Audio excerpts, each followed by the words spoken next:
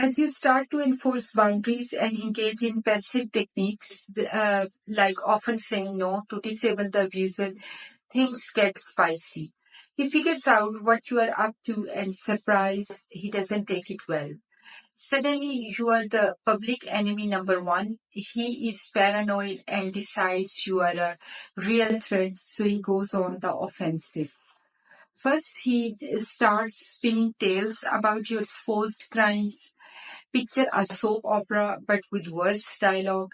He tells these stories to anyone who will listen, and guess what? People actually believe him.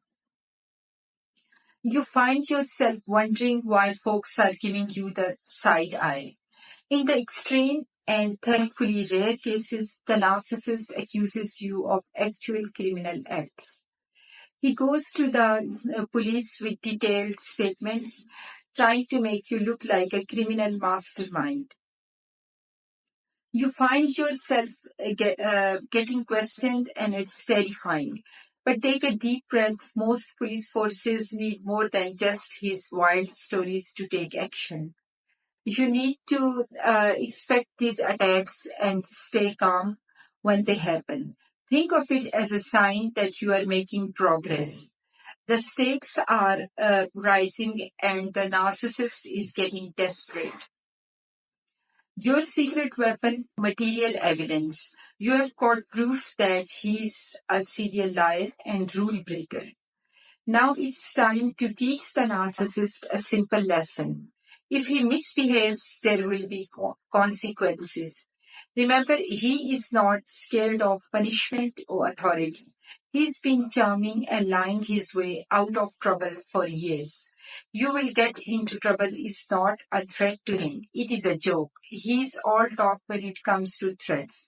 And guess what? He thinks your threats are bluffs too. So do not waste your breath on threats. Take action. You need to create a cost for him, something that stings.